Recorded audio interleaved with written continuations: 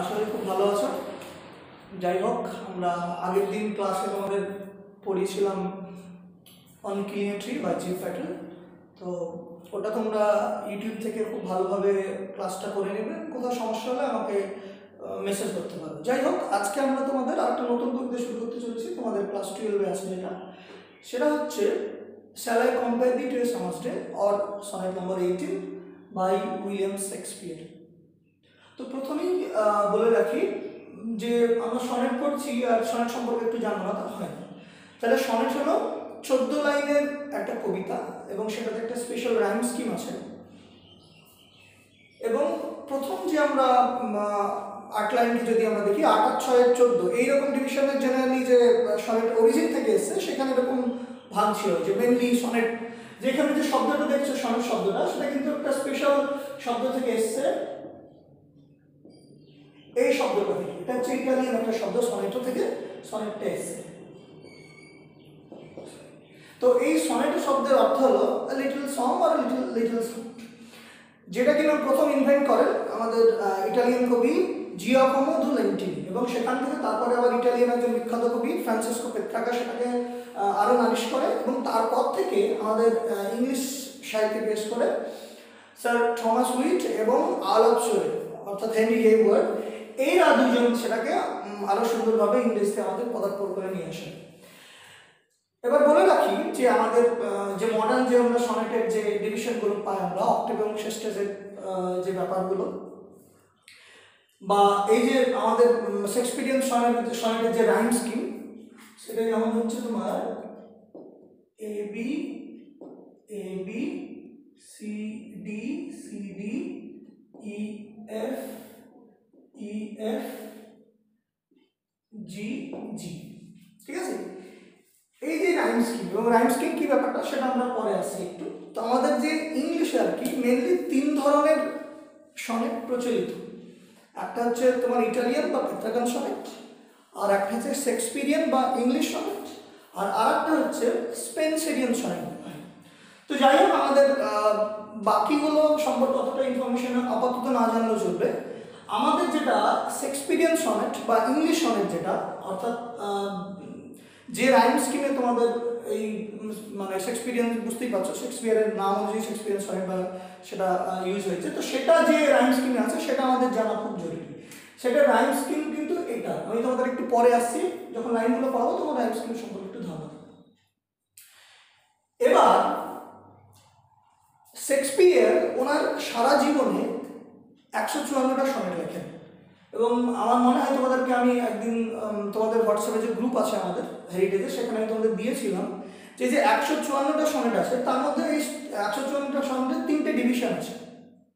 প্রথম 1 থেকে 126 পর্যন্ত যে সনেটগুলো সেটাকে বলা হয় ফেয়ার ইউথ সনেট অথবা ফেয়ার ফ্রেন্ড সনেট, এবং তারপরে 27 থেকে 152 পর্যন্ত যে সনেটগুলো আছে সেগুলোকে বলা হয় ডার্ক লেডি সনেট, এবং 53 এবং 54 নম্বর যে সনেটটা আছে সেটাকে বলা হয় কিউপিডিয়ান সনেট। কিউপিডিয়ান সনেট কেন? কারণ এটা এই যে কিউপিডিয়ান অর্থাৎ কিউপিড ইনি হচ্ছেন according to Roman mythology the god of love. সেই কিউপিডের নাম অনুসারে শেষের যে দুটো সনেট আছে 53 এবং 54 সেটাকে কিউপিডিয়ান সনেট বলা হয়। যাই হোক, তাহলে তোমাদের যে লক্ষ্য করে যে তোমাদের যে সনেট নম্বরটা সেটা হচ্ছে সনেট নম্বর 18। আর আমি প্রথমেই বললাম যে শেক্সপিয়ারিয়ান যে সনেট সিকোয়েন্স সেটা যেখানে 154টা সনেট আছে সেই 154টা সনেটের মধ্যে 1 থেকে 126, তাহলে এই যে 18 বুঝতেই পারছো 1 থেকে 126-এর মধ্যেই পড়ছে। তো এই this sonnet is dedicated to fair youth or a fair friend. তাহলে আমাদের যে সনেট নম্বর 18 আছে অর্থাৎ shall I compare to a summer's day সেটা কিন্তু ডেডিকেটেড টু ফেয়ার ইউথ। যাই হোক, আজকে আমরা shall I compare to a সামাসডে সনেটটা আমরা শুরু করব এবং শুরু করার আগে এবার আমরা একটু রাইম স্কিম সম্পর্কে জেনে নেব। এবার রাইম স্কিমটা কি জিনিস?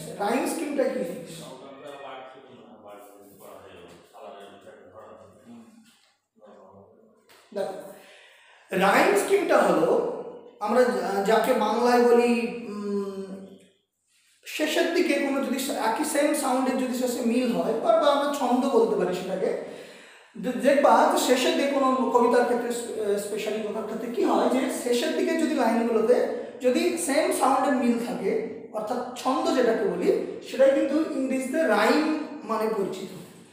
এবার এখানে যে রাইম স্কিমটা আছে আমি প্রথমে তোমাদেরকে বলেই দিচ্ছি, এটা কিন্তু শেক্সপিয়ারিয়ান অথবা বা ইংলিশ সনেটের রাইম স্কিম, এবং পেট্রাগান সনেট বা ইটালিয়ান সনেট এবং স্পেন্সিয়ান সনেটের রাইম স্কিম কিন্তু আলাদা, কিন্তু ওটা আমাদের জেনে লাভ নেই।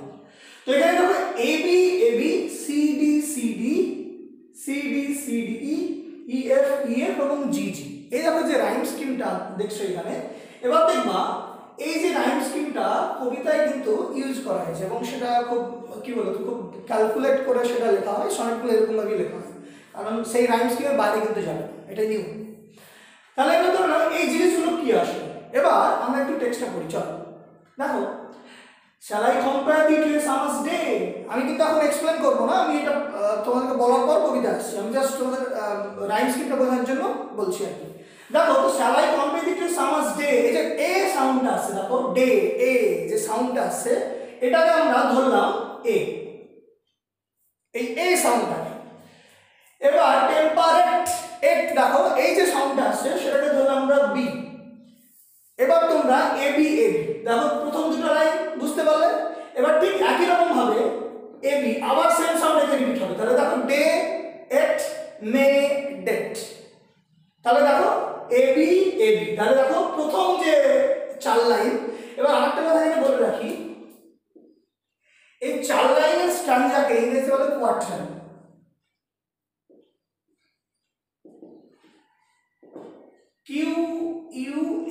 QUATRAIN, quarter. কোয়ার্টার মানে হচ্ছে কোনো চার লাইনের একটা স্ট্যান্জাকে কোয়ার্টার বলে। এবং যে সনেটের যে অরিজিন থেকে সনেটের আমাদের ফ্রান্সিসকো পেট্রাকা যে ভাগটা দিয়েছিলেন সেটা কিন্তু অক্টেভ এবং সেস্টেটেড, কিন্তু মজার বিষয় হচ্ছে যে শেক্সপিয়ারিয়ান সনেটগুলো যেগুলো লেখা হয় সেগুলো কিন্তু অক্টেভ সেস্টেটের ব্যাপার থাকলেও আর একটা ইনার ডিভিশন থাকে, সেটাকে বলা হয় কোয়ার্টেন আর কি। সেই কোয়ার্টেন দেখবা তিনটে কোয়ার্টেন আছে, তোমরা যদি বইটা লক্ষ্য করো, আমার এখানে পুরো টেক্সটের লাইন সবকটা নেই, এখানে মাত্র 8 লাইন আছে। তো এখানে কিন্তু তিনটে কোয়ার্টারে ভাগ আছে, দেখবা প্রথম 4 লাইন ফার্স্ট কোয়ার্টার, তারপরে 4 লাইন সেকেন্ড কোয়ার্টার, এবং তারপরে 4 লাইন যেটা হয় থার্ড কোয়ার্টার। এবার তারপরে একটা জিনিস লক্ষ্য করো, তোমরা দেখতে পাচ্ছ কি জানি না, বইয়ে দেখো যে লাস্টের দুটো লাইন কিন্তু আলাদা করে লেখা, এটাকে বলা হয় কনক্লুডিং কাপলেট। কনক্লুডিং মানে কনক্লুশন থেকে কনক্লুডিং শব্দটা এসেছে, কাপলেট ব্যাপারটা আমি পরে আসছি। তো এইটা কিন্তু একটা স্পেশাল ফিচার্স যেটা ডিস্টিংগুইশ করে আমাদের কি বলবো পেট্রাগান সনেট থেকে, কিন্তু ইংলিশ সনেটকে আর কি এটা কিন্তু আলাদা করে। যে পেট্রাগান সনেটের যে রাইম স্কিম সেটা আমি একটু লিখে দিই, তোমরা দেখো।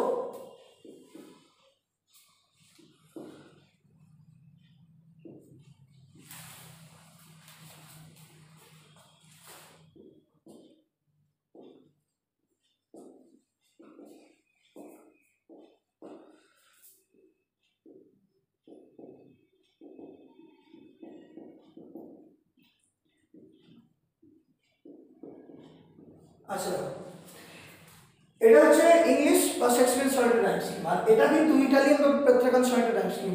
বুঝতেই পারছো বোর্ডটা একটু ছোট, তো আশা করি সমস্যা হবে তোমাদের, কিন্তু ঠিক আছে একটু কষ্ট করে বুঝে নাও। এটা দেখো এ বিবিএ সিডিই অথবা পক্ষান্তরে সেটা এরকম হতে পারে সিডি এরকম হতে পারে। কিন্তু এইখানে একটা জিনিস লক্ষ্য করো, এখানে কোনো রাইমে কোনো অর্থাৎ কোনো কনক্লুডিং কাপলেট নেই। কাপলেট মানে হচ্ছে তোমার কি বলবো পেয়ার রাইমড লাইনস, অর্থাৎ দুটো লাইনের যদি শেষে ছন্দে মিল থাকে সেটাকে কাপলেট বলা হয়। তাহলে এখানে দেখো সিডিই অথবা সিডি, এখানে কিন্তু কোনো কনক্লুডিং কাপলেট নেই, কিন্তু এটা আমরা ইংলিশ সনেট অথবা শেক্সপিয়ারিয়ান সনেটের ক্ষেত্রে সেটা কিন্তু লক্ষ্য করি, যেটা কিন্তু একটা ডিভিশন, এটা একটা কি বলবো এই জিনিসটা কিন্তু ইটালিয়ান বা পেট্রাগান সনেট থেকে আমাদের ইংলিশ সনেটকে আলাদা করে। সেটা কি, সেটা হচ্ছে এই কনক্লুডিং কাপলেট। তোমরা বইয়ে দেখবা এখানে লাস্টের দুটো লাইন, আমার এখানে পুরো টেক্সটটা লেখা নেই, আমি বোঝাতে পারছি না।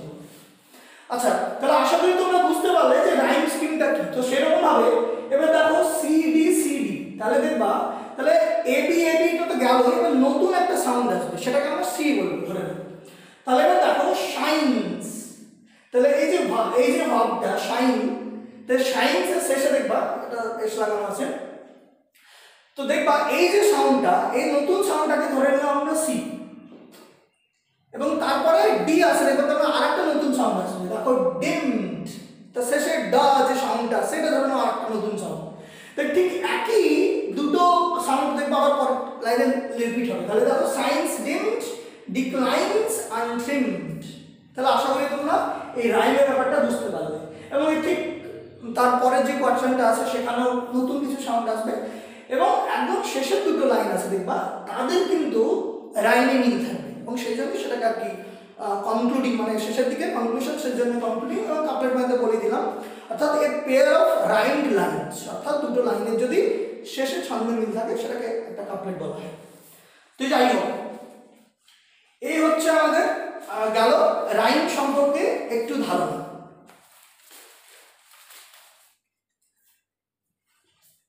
এবার আমি আর একটুখানি তোমাদেরকে একটা জিনিস লিখে দিই যাতে তোমাদের বুঝতে সুবিধা হবে। সেটা হচ্ছে দেখো,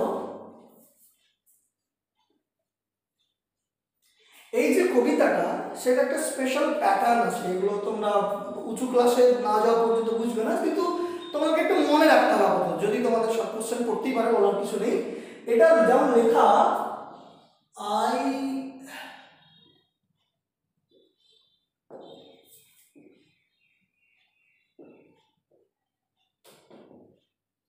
আয়াম্বিক পেন্টামিটাস লেখা, বা এটাকে বলা হয়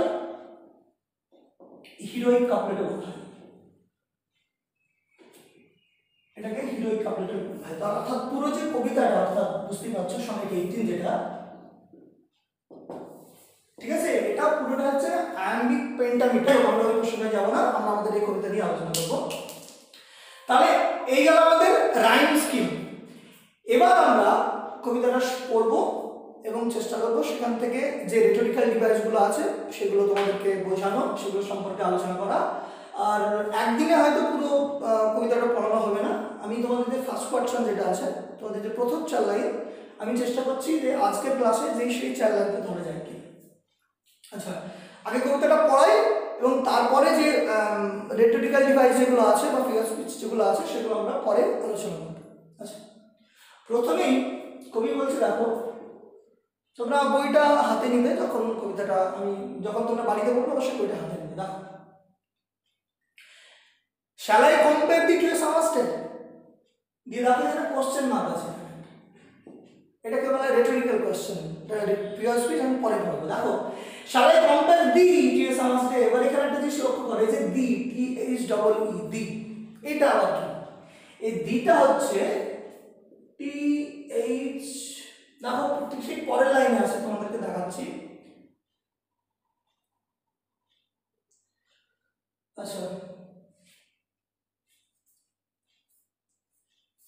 দাও, আমি তোমার দেখাচ্ছি, হোল্ড করো।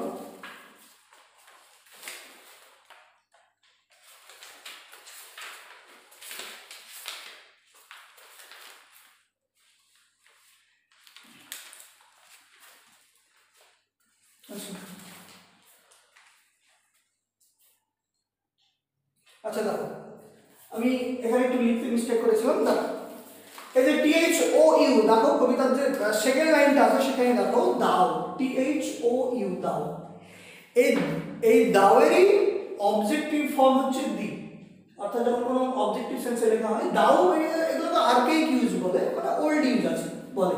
এই দাও মানে হচ্ছে তুমি, দাও মানে হচ্ছে আমরা যাকে ইউ যেটাকে বুঝি এখন আর কি। তো এটারই হচ্ছে কি অবজেক্টিভ ফর্ম, তো অবজেক্টিভ সেন্সে যখন ইউজ করা হয় তখন সেটাকে দি বলা হয়। তাহলে দাও মানে তুমি, এবং সেই তুমিরই ইউএরই অবজেক্টিভ ফর্ম হচ্ছে দি। তাহলে দেখো, shall I compare thee to a summer day? আমি কি তোমাকে সামারের দিনের সঙ্গে তুলনা করতে পারি? তার ঠিক পরের লাইনে বলছে, দেখো thou art more lovely and more temperate, কিন্তু তুমি কি আর্টটাও দাও, এটা হচ্ছে আর্কেইক ইউজ, আর্কেইক বলে এটাকে, আর্কেইক মানে ওল্ড ইউজ। এই আর্ট মানে কিন্তু যে শব্দে আমরা আর্টকে বুঝি আর কি, অর্থাৎ কোনো লিটারি আর্ট হতে পারে বা কোনো পেন্টিং হতে পারে, সেটা কিন্তু মোটেও নয়। এই আর্ট মানে হচ্ছে অক্সিলিয়ারি আর যেটাকে আমরা বুঝি সেটা হচ্ছে আর্ট। তাই না? thou art more lovely and more temperate. তুমি কিরকম, তুমি সেই সমাজের তুলনায় কিরকম, মোর লাভলি আরো অনেক বেশি সুন্দর, অ্যান্ড মোর টেম্পারেট। টেম্পারেট মানে হচ্ছে মডারেট, মডারেট আর কি, মানে প্লিজিং, মানে সেটা খুব বেশিও না কমও না, সেটাকে বলা হয় টেম্পারেট। যেটা আমরা আরেকটা সিনোনিম মডারেট হিসেবে চিহ্নিত করতে পারি। তাহলে দেখো, thou art more lovely and more temperate, তুমি সমাজের তুলনায় কিরকম, আরো অনেক সুন্দর এবং আরো অনেক বেশি মনোরম বা টেম্পারেট। তারপরে দেখো রাফ উইংস। রাফ মানে আমরা সবাই জানি, রাফ মানে কি, এমনি রাফ মানে যেটা বুঝি আমরা কোনো মসৃণ নয় এরকম কিছু, কিন্তু এখানে রাফ মানে সামথিং আনপ্লিজেন্ট, বিরক্তিকর, বা এখানে যেটা আছে এই যে উইন্ড, এখানে যে অ্যাডজেক্টিভটা রাফ যে অ্যাডজেক্টিভটা ইউজ করা আছে সেটা কিন্তু এই উইন্ডটাকে সিগনিফাই করার জন্য আর কি। তাহলে রাফ উইন্ড অর্থাৎ যে একটা হাওয়া যেটা মোটেও খুব একটা প্লিজিং নয়, সেই হাওয়াটা কি করছে, rough winds do shake the darling birds of May. তাহলে এই যে আচ্ছা, বার্ড মানে আমরা অনেকেই জানি, বার্ড মানে হচ্ছে তোমার কোনো কুড়ি হতে পারে, কোনো গাছের ছোট পাতা হতে পারে। এখানে মে মাসে যে পার্টিকুলার যে নতুন যে গাছের কচি পাতাগুলো বলতে পারো বা নতুন কুড়িগুলো যেগুলো হয়, সেটা কি হয়, এই রাফ উইন্ড এসে কি করে, সেটাকে নড়িয়ে নেয়, ঝাঁকিয়ে দেয়, শেক করে দেয়। SHAKE, শেক মানে কোনো কিছুকে নাড়ানো, হ্যান্ডশেক যেটা বলি না আমরা, দেখবা হাত ধরে, এখান থেকে এই শব্দটা কিন্তু ওখানে ইউজ হয়, হ্যান্ডশেক। তাহলে rough wind two shake the darling birds of May, অর্থাৎ এই যে মে মাসের যে বার্ডগুলো হয় সেগুলো কি হয়, ঝাঁকিয়ে দেয়। অ্যান্ড সামার্স লিভস, এই শব্দটা একটু লক্ষ্য রাখবে, লিজ, LEASE, লিজ মানে হচ্ছে কোনো লিগ্যাল এগ্রিমেন্ট। আমরা এই শব্দটা বেশিরভাগ ইউজ করি কোনো প্রপার্টির ক্ষেত্রে, একটা নির্দিষ্ট সময়ের জন্য হয়তো কোনো কিছু নেওয়া, একটা টাকার বিনিময়, সেটাকে বলি লিজ বলি। তোমরা জমির ক্ষেত্রে লক্ষ্য করে দেখবা। কিন্তু এখানে যে সেন্সে ইউজ করা হয়েছে লিজ শব্দটা, এটা কিন্তু একটা স্প্যান, একটা টাইম স্প্যান, একটা সময়, একটা তার যে কতটা সময় ধরে সেটা আর কি টিকে থাকছে বা থাকছে, সেটাকে ইউজ করার জন্য লিজ শব্দটা ইউজ করা হয়েছে। অ্যান্ড সামার্স লিজ হ্যাভ, আবার এখানে দেখো আবার সে আর্কিক ইউজ, এটা তোমরা লক্ষ্য করবে। হ্যাভ মানে হচ্ছে মডার্ন আমরা অক্সিলারি যেটা আছে আমাদের, হ্যাজ, HAS, ঠিক আছে, হ্যাভ ভার্ব যেটা হ্যাভ আর হ্যাজ আছে, সেই হ্যাজ হচ্ছে এই have. And summer's lease have all too shorted it, কিন্তু সামারের যে টাইম স্প্যানটা সেটা কি হয়, খুব একটা ক্ষণস্থায়ী, মানে পার্মানেন্ট নয়, একটা নির্দিষ্ট সময়ের জন্য আসে দিয়ে আবার সেটা কিন্তু কি হয়, চলে যায়। তো এটা গেল একদম কবিতার যেটাকে বলা একদম লাইন বাই লাইন মিনিং। এবার কিন্তু আমরা ঠিক একই রকম ভাবে আমরা প্রথমেই এটাতে আমরা কি লাইন বাই লাইন মিনিংটা করবো, তারপরে সেটার অ্যানালিসিস আমরা করবো এবং সেটা কিভাবে ইন্টারপ্রিট করা যায় সেটা আমরা আলোচনা করবো। তাহলে আমরা চলো শুরু করি। সেকেন্ড কোয়াড্রেন্টটা আমরা এবার পড়ে নিই। সেকেন্ড কোয়াড্রেন্ট আমি পড়ে নিই, দেখো তারপরে আমরা সেটাকে আরো সুন্দরভাবে এই যে দুটো কোয়াড্রেন্ট আমরা আলোচনা করছি তার একটা ডিপ অ্যানালিসিস করবো। আমরা আগে রিডটা পড়ে নিই, দেখো। তারপরে দেখো, sometimes too hot the eye of heaven shines, এখানে রেডিক্যাল ডিভাইস ইউজ করা আছে, আমি কবিতা পড়ানোর শেষে বলবো। দেখো, sometimes too hot the eye of heaven shines, এখানে eye of heaven বলতে আই মানে কি, চোখ, আর হেভেন মানে হচ্ছে আমাদের একটা রিলিজিয়াস কনসেপশন সবার মধ্যেই আছে, হেল এবং হেভেনের, অর্থাৎ স্বর্গ এবং নরক। হেভেন বলতে কিন্তু স্বর্গকে বোঝায়। মানে sometimes too hot the eye of heaven shines, এখানে আই অফ হেভেন বলতে কিন্তু সূর্যকে বোঝানো হয়েছে। যে সূর্য কি হয়, সামারে মাঝে মাঝে দেখবা খুব টু হট, প্রচন্ড, মানে সে কি হয়, প্রচন্ড মানে একটা তীব্রতার সঙ্গে সে জ্বলে এবং আমরা খুব তীব্র গরম অনুভব করি। অ্যান্ড অফেন and pride দেখবো আমরা, and often is his gold complexion dimmed, তার যে কালারটা গোল্ড কমপ্লেক্সন, কমপ্লেক্সন মানে হচ্ছে তোমার কালার, কোনো রং। এবার এখানে গোল্ড কমপ্লেক্সন মানে, কারণ দেখবা দুপুরবেলায় সূর্যের দিকে তো তাকানোর কোনো প্রশ্ন ওঠে না, কিন্তু দেখবা যত দিন আর কি গড়িয়ে যায়, বিকেলের ঠিক আগের মুহূর্তে দেখবা ডিউরিং টুইলাইট আর কি, তখন দেখবা যে সূর্যের যে সেই রকম প্রখরতা থাকে না, তখন কিন্তু আমরা সূর্যের দিকে তাকাতে পারি এবং সেই সময় যে সূর্যের কালারটা হয় সেটা দেখবা কি হয়, গোল্ড হয়। কিন্তু সেজন্য বলছে some and often is his gold complexion dimmed, ঠিক আছে। আমি আরো অন্যভাবে এক্সপ্লেন করা যেতে পারে, পরে এটা পড়ানোর পরে বলছি। দেখো, and every fair from fair sometimes decline, decline মানে কি, ডিক্লাইন মানে কোনো কিছু ডেটোরিয়েট করা আর কি, মানে কোনো কিছু ক্ষয়িষ্ণু বা কোনো কিছু ক্ষয়ে যাওয়া, কারণ যে তার যে ফর্মার যে কোয়ালিটি সেটা থেকে কি হয় আস্তে আস্তে সেটা থেকে যখন সে নিচে নেমে আসে, কোনো কিছু যখন ডেটোরিয়েট করে আর কি, তখন সেটাকে কি বলে ডিক্লাইন বলে, ক্ষয়িষ্ণু। And every fair from fair sometimes decline, অর্থাৎ এই ফেয়ার মানে কি, ফেয়ার মানে কিন্তু বিউটি, সৌন্দর্য, এলিগেন্স যেটাকে বলি আমরা, যে দেখবা পৃথিবীর যে কোনো সৌন্দর্য হতে পারে, সেটা তাজমহলই হোক বা কোনো হিউম্যান বিউটি হোক বা কোনো বাড়ি হোক বা কোনো মনুমেন্টই হোক, দেখবা একটা সময় এসে ঠিকই কিন্তু তার যে যে কোয়ালিটিটা আছে, যেটা সে প্রজেস করেছিল, সেটা কিন্তু আস্তে আস্তে হারায়। তো সেই জন্য এখানে বলছিলাম দেখো, and every fair from fair sometimes declines, কোনো একটা সময় সমস্ত সৌন্দর্যই কি হয়, তার যে আসল যে সৌন্দর্য সেটা থেকে নেমে আসে, ক্ষয় হয়। সেটা কিভাবে হতে পারে, by chance, by an accident, কোনো অ্যাক্সিডেন্টের থ্রু হতে পারে, or nature's changing course untrimmed, অথবা নেচার চেঞ্জিং কোর্স, যেটা অর্থাৎ দেখবা মানে মানুষ যে প্রকৃতির কাছে কতটা অসহায় তোমরা এখন বুঝতেই পারছো আর কি করোনা এসে, যে আমরা আধুনিক শিক্ষায় শিক্ষিত হয়ে আমরা টেকনোলজিতে অনেক উন্নতি লাভ ঠিকই করেছি, আমরা এক গ্রহ থেকে অন্য গ্রহে পাড়ি দেওয়ার চেষ্টা করছি, চাঁদে যাচ্ছি, কত উন্নত এখন, কিন্তু ভাবো এই করোনা এসে মানুষকে সবাই জানে সে আবার সেই বর্বর করে দিয়েছে, আমরা ঘরে বসে আছি। তো বুঝতেই পারছি যে নেচার ফোর্স, যেটা আর কি মাদার নেচারের যে ফোর্স, তার কাছে কিন্তু মানুষ সারা জীবনই অসহায়, আগেও ছিল, এখনো আছে, এবং ভবিষ্যতে যদি আমরা টেকনোলজিক্যাল ফিল্ডে যদি আরও ইমপ্রুভমেন্ট করি, তাও দেখবা কোনো না কোনো ক্ষেত্রে আমরা কিন্তু মাদার নেচারের কাছে অসহায় থাকবো। তো সেই জন্য বলছে দেখো, by nature changing course untrimmed, সেটা বাই কোনো অ্যাক্সিডেন্ট হতে পারে, অথবা প্রকৃতির যে সিজনাল সাইকেল যেটা বলো, বা এক কথায় টাইম যেটা বলে সময়, সেই সময়ের থ্রু দিয়ে কিন্তু একটা সময় ঠিকই তার কি হয়, তার বিউটিটা কি হয়, আনচেঞ্জ হয়, সে তার সৌন্দর্যটা আস্তে আস্তে হারায়। তো যাই হোক, এটা যেন আমাদের কবিতাটার একটা আপার মিনিং, অর্থাৎ লিটারাল মিনিং আমরা একটু আলোচনা করলাম। এবার আমরা কবিতাটা একটু অ্যানালাইসিস করবো এবং তার যে ডিপ মিনিংটা আছে সেটা সম্পর্কে একটু আলোচনা করবো, এবং রেটরিক্যাল ডিভাইস যেগুলো আছে সেটা সম্পর্কে একটু আমরা দেখব।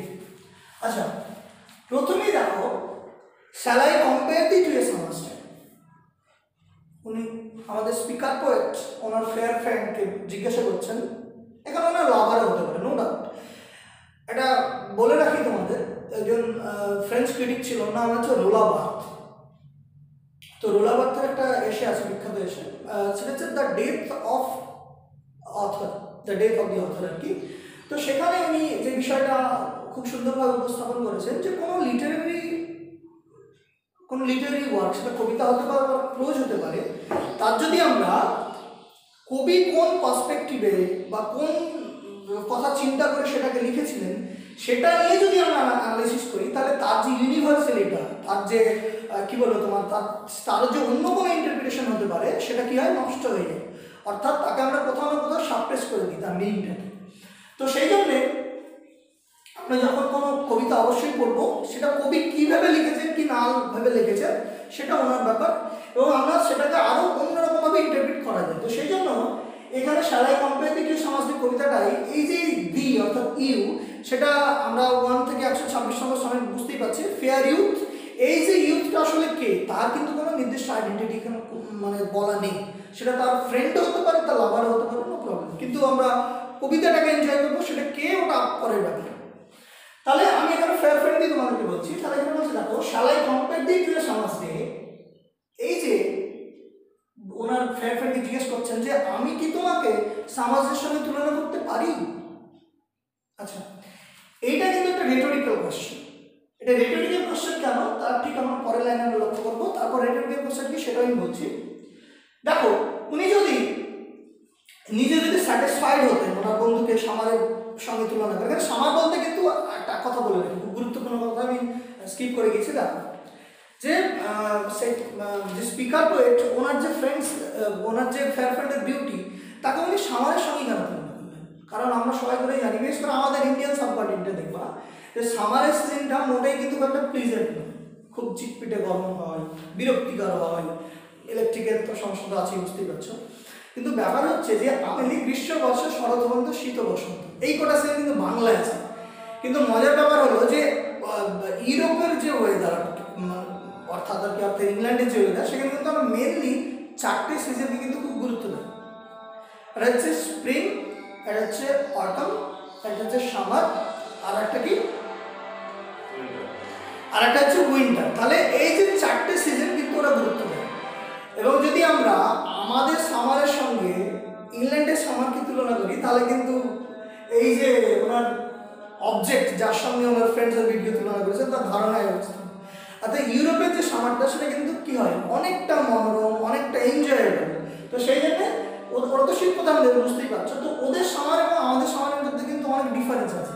তো সেই জন্য সামার মানে এমন নয় যে ওনার লাভার বা ওনার ফ্রেন্ডসের ভিডিও উনি সামারের সঙ্গে তুলনা করলেন। আসলে ব্যাপারটা এখানে এই যে ইউরোপের যে সামারটা সেটা কিন্তু অনেকটা এনজয়েবল হয়। যাই হোক, এবার আমরা চলে আসলাম। তাহলে সারাই কোম্পানিতে কেউ সামার, আমি কি তোমাকে সামারের দিনের সঙ্গে তুলনা করতে পারি? ঠিক ওনার যে আইডিয়াটাকে উনি তার ঠিক দেখো পরের লাইনে কাউন্টার পার্ট করছেন, thou art more lovely and more temperate, যে তুমি সামারের চাঁদে কিন্তু অনেক বেশি সুন্দর এবং অনেক বেশি মনোরম, বা কি বলবো তোমাকে, মানে তোমার ভেতরে সেই কোয়ালিটিটা আছে, টেম্পারেটের যে কোয়ালিটি সেটা তোমার ভেতরে আছে, যেটা কিন্তু সামারের মধ্যে নেই। তার মানে বুঝতেই পারছো যে যদি ওনার মানে উদ্দেশ্যই থাকতো আর কি ওনার ফ্রেন্ডকে সামার সঙ্গে তুলনা করবে, তাহলে কিন্তু উনি পরের লাইনটা এভাবে কাউন্টার করতেন না। তাহলে এটা হচ্ছে rhetorical question. The rhetorical question কি, when a question is asked not to get any answer, অর্থাৎ যখন কোনো কোশ্চেন করা হয় যেটার কিন্তু অ্যান্সার যিনি করছেন সেটা কিন্তু উনি কিন্তু অ্যান্সারের এক্সপেকটেশন রাখেন না, কারণ হয় অ্যান্সারটা উনি নিজে জানেন। এছাড়াও যেটা মেনলি যে কোশ্চেনগুলো করা হয় সেটা কি হয়, একটা পোয়েটিক একটা এমফাসিস দেওয়ার জন্য, এবং একটা স্টেটমেন্ট হতে পারে বা সেই পার্টিকুলার কোনো তার যে কথাগুলো বলতে চলেছে সেখানে রিডারদেরকে কি করে আরো মেসমারাইজ করা বলতে পারো, বা সেখানে তাদেরকে আরো অ্যাট্রাক্ট করার জন্য কিন্তু এরকম রেটোরিক্যাল ডিভাইসগুলো ইউজ করা হয়।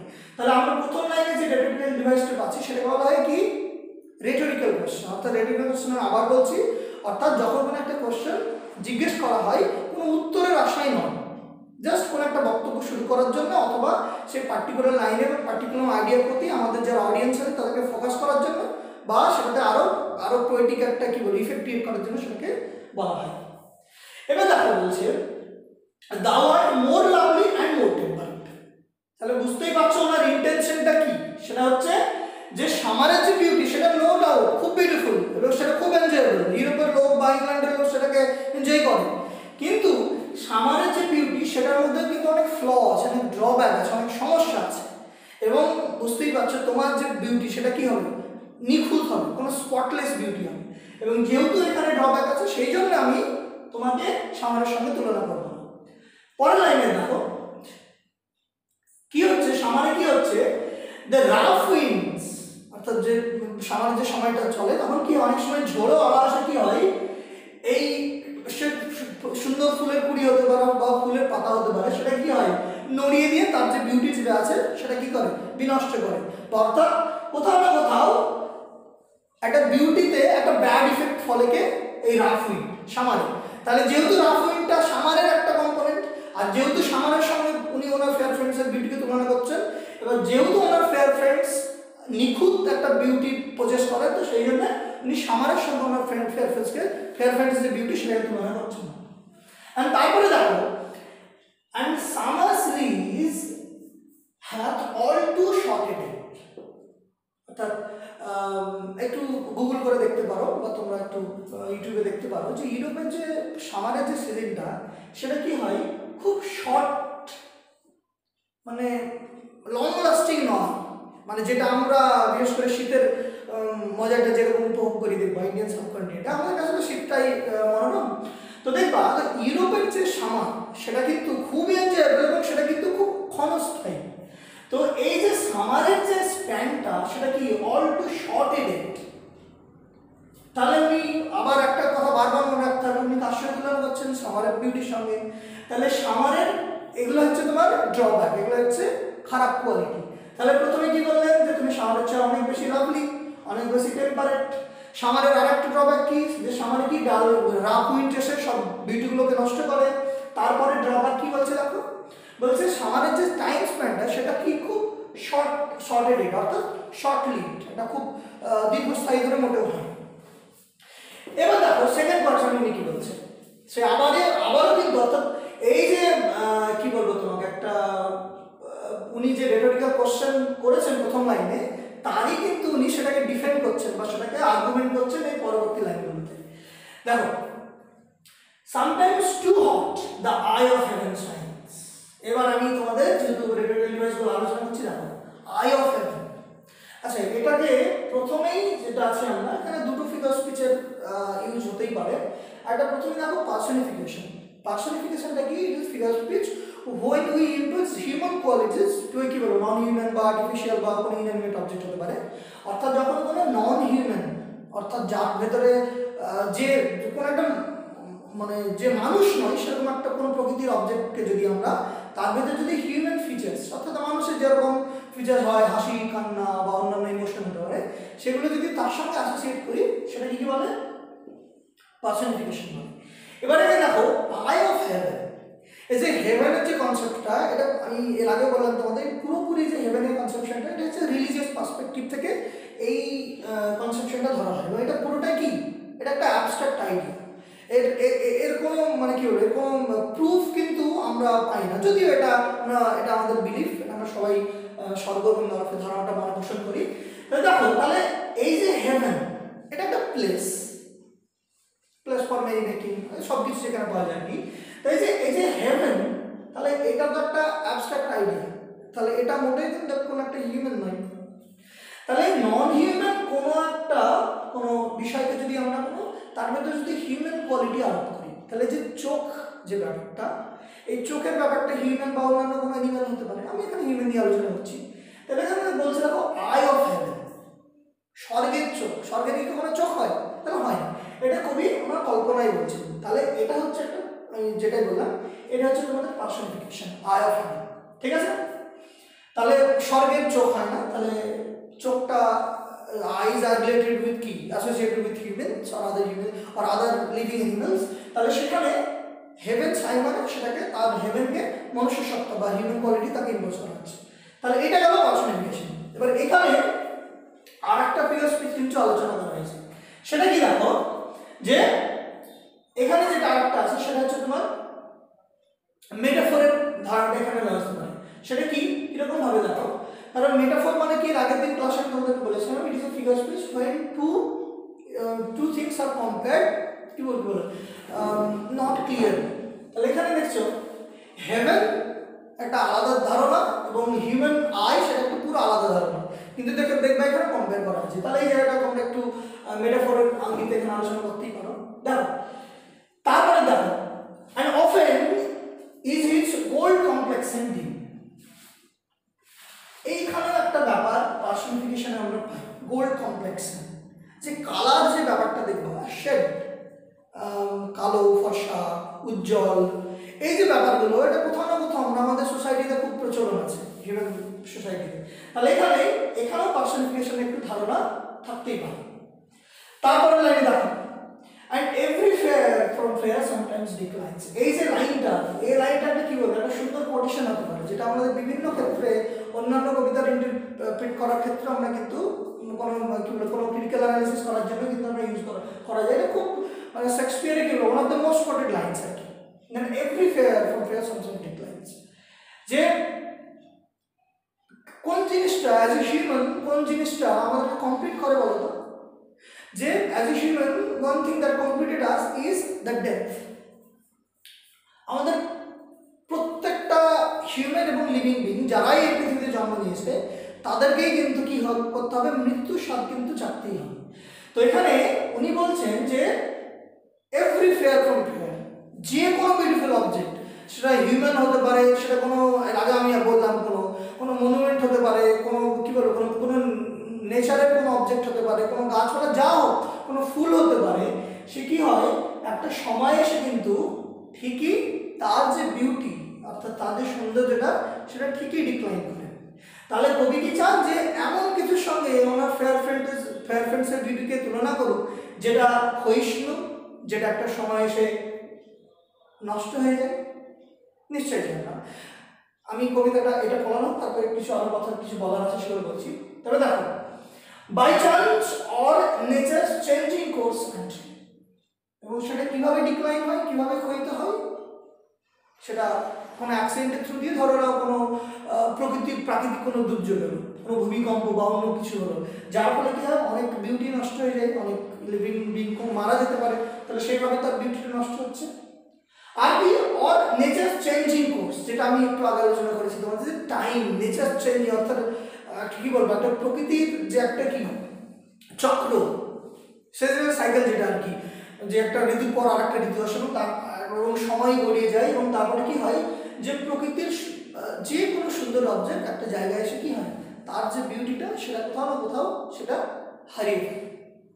তো এই গেল আমাদের প্রথম দুটো কোয়েশ্চেনের আমাদের একটু অ্যানালিসিস এবং তার ওয়ার্ড মিনিং। এবার তোমরা একটা জিনিস লক্ষ্য করবা কবিতাটা পড়তে গিয়ে, যে যে মেইন থিম যেটা পুরো কবিতাটাকে ডমিনেট করছে আর কি, সেটা কিন্তু দুটো জিনিস। আমরা যদি এখন পুরো কবিতাটা পড়াইনি, আমরা যখন পড়বো তখন আরো ভালোভাবে বুঝতে পারবো। যে প্রথম হচ্ছে যে একটা কবি কি করছেন, একটা প্রচেষ্টা চালিয়ে যাচ্ছেন যে কিভাবে ওনার ফেয়ার ফ্রেন্ডসের বিউটিকে প্রিজার্ভ করা যায়, তার যে সৌন্দর্যটা। আর একটা খুব পাতলা ডিভিশন আছে যেটা তোমাদের জানা উচিত, যে দেখো কবির যে ফেয়ার ফ্রেন্ড উনি কিন্তু একজন হিউম্যান বিং, তাহলে খুব স্বাভাবিক যে একজন হিউম্যান বিং যখন তখন সে একটা সময় এসে তার বিউটি ঠিকই লুজ করবে এবং আস্তে আস্তে একটা সময় সে মারাও যাবে। তাহলে তো সেই হিসাবে সামারটাই তো ওনার ফেয়ার ফ্রেন্ডের সাথে বেশি দীর্ঘস্থায়ী ছিল, তাহলে আবার উনি এরকম কেন বলছেন? যে মেন ব্যাপারটা এটা কিন্তু কবি ভালো করেই জানেন যে ওনার ফেয়ার ফ্রেন্ড কিন্তু দীর্ঘস্থায়ী নয়, উনি একটা সময় সে মারা যাবে। যে বিষয়টা উনি এখানে প্রিজার্ভ করতে চেয়েছেন সেটা হচ্ছে ওনার ফেয়ার ফ্রেন্ডসের বিউটিটা, সৌন্দর্যটা। কারণ আমাদের যে শরীর সেটা একটা সময় তো নষ্ট হয়ে যায়, কিন্তু কবি পুরো কবিতাটা চেষ্টা করবে যে ওনার ফেয়ার ফ্রেন্ডসের যে কোয়ালিটি অফ বিউটি আর কি, অর্থাৎ এলিগেন্স যেটা আছে সেটাকে কীভাবে প্রিজার্ভ করা যায়, কার এগেনস্টে, একদম যেটা কি বলবে, যেটা একদম আনকন্ট্রোলেবল যে পাওয়ার আর কি, প্রকৃতির যে সব কিছু বিনষ্ট করে দেওয়ার যে ক্ষমতা, তার এগেনস্টে কিভাবে কবি ওনার ফেয়ার ফ্রেন্ডসের বিউটিকে প্রিজার্ভ করে রাখছেন, এটাই কিন্তু কবিতার মেন থিম। যাই হোক, আজকের ক্লাসে আমরা এইটুকু আলোচনা করলাম, আশা করি তোমাদের কোনো বুঝতে সমস্যা নেই। আমরা নেক্সট ক্লাসে যে পরের দুটো কোয়েশ্চেন আছে, পরের একটা কোয়েশ্চেন আছে এবং কনক্লুশন যে কমপ্লিট আছে সেটা নিয়ে আলোচনা করবো। ঠিক আছে, থ্যাংক ইউ।